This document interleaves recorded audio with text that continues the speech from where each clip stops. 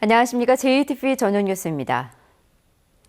전라북도가 안전복 분야에서 2천억 원의 대형 국가 사업을 따낼 가능성이 커졌습니다.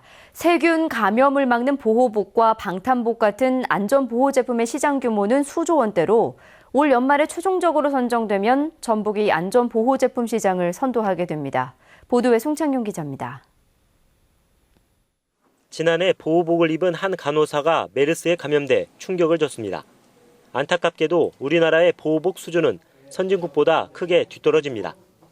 메르스 예방을 위해서는 1마이크로 이하 기용을 가는 안전보호복이 필요한데 현재 국내 기술은 5마이크로로서 바이러스에 취약한 상태입니다. 전라북도가 정부에 신청한 안전보호 융복합 제품 육성 사업이 예비타당성 조사 대상에 선정됐습니다. 이 사업은 불과 열, 그리고 전자파와 유해 화학물질을 견딜 수 있는 각종 안전복을 만드는 게 핵심입니다. 익산의 뛰어난 섬유 제조 기술이 높은 점수를 받았습니다.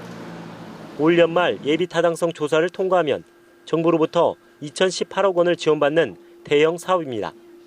2021년쯤 익산 약초노거리 옆 융복합 벨트에 방화복과 방진복, 잠수복 같은 각종 안전복을 연구하고 만드는 기술지원센터가 신설됩니다.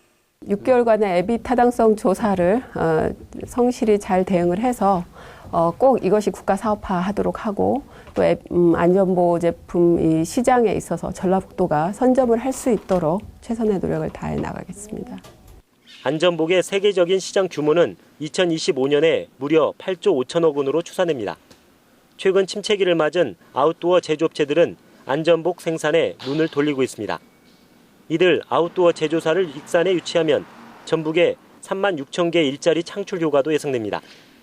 올 연말 최종 사업에 선정되면 전라북도가 모처럼 가능성 있는 대형 사업을 유치할 것으로 기대됩니다. JTBC 뉴스 송창용입니다.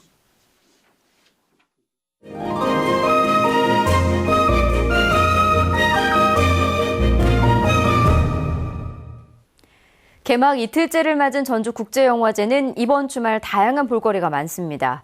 배우 조재현이 출연하는 연극 에쿠우스와 세계적인 피아니스트 백건우의 공연 소식도 준비했습니다.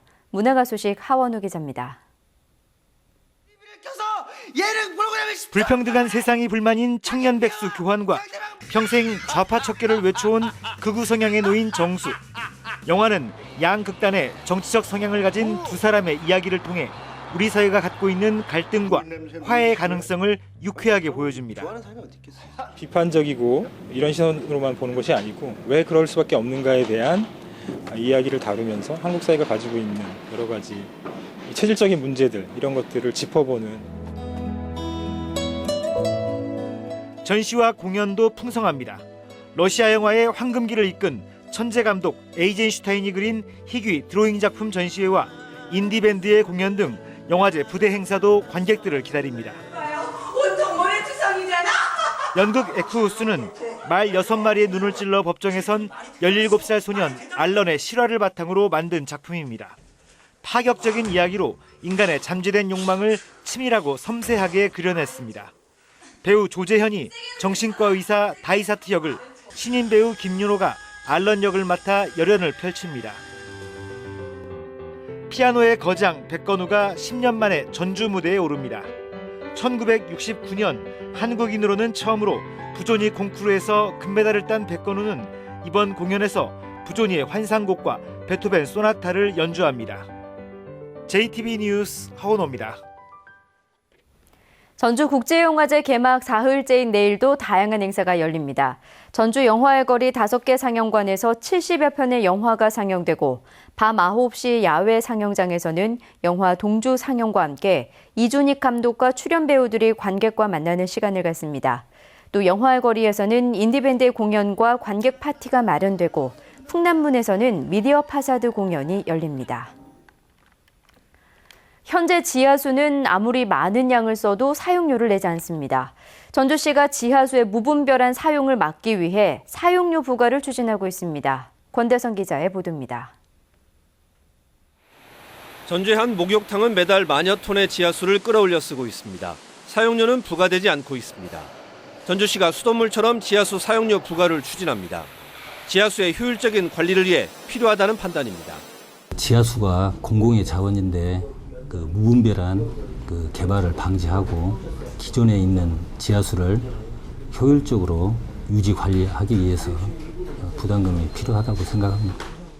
사용료 부과 대상은 산업용과 목욕탕용 등입니다. 가정용과 농업용 등은 제외할 방침입니다. 부과하는 사용료는 1톤당 85원입니다. 전주시는 조만간 이 같은 내용의 조례를 입법 예고한 뒤 시의회에 심의를 요청할 예정입니다. 하지만 지하수를 대량으로 쓰는 곳에서는 비용 부담이 크게 늘게 돼 반발도 예상됩니다. 일부 공장은 많게는 1년에 2억 원가량을 내야 하는 것으로 분석되고 있습니다. 전주시는 이를 고려해 조례가 만들어져도 일정 기간은 부과를 유예할 방침입니다. 전북에서 지하수 사용료를 부과하는 시구는 아직 없는 가운데 익산시가 오는 7월부터 사용료를 부과합니다. JTB 뉴스 권대성입니다. 전자발찌 추적 장치를 놓고 달아난 30대 성범죄 전과자가 공개 수배됐습니다. 전주 완산경찰서는 174cm 키에 68kg의 마른 체격으로 도주 당시 흰색 티와 찢어진 청바지를 입은 33살 권모 씨의 수배 전단을 만들어 배포했습니다. 권 씨는 지난 27일 평소 알고 지내던 여성과 다투다 이 여성이 경찰에 신고하자 전자발찌 추적 장치를 놓고 달아난 혐의입니다. 전주지법 형사 3단독은 자신이 키우던 개를 소홀히 관리해 주민을 다치게 한 혐의로 기소된 55살 유모 씨에게 벌금 500만 원을 선고했습니다. 유 씨는 지난해 4월 김제시 만경읍에서 자신이 키우던 몸무게 70kg가량의 경비견이 울타리를 뛰쳐나와 81살 최모 씨의 종아리를 물어 전치 8주의 상처를 입게 한 혐의로 기소됐습니다. 전북은 오늘 완주가 23.3도, 전주는 21.5도까지 올랐습니다. 주말인 내일은 대체로 맑겠고 미세먼지는 보통 수준을 보이겠습니다. 내일 아침 최저기온은 6도에서 11도, 낮 최고기온은 23도에서 26도가 예상됩니다. 일요일인 모레는 맑은 날씨 속에 낮 기온이 28도까지 오를 것으로 보입니다.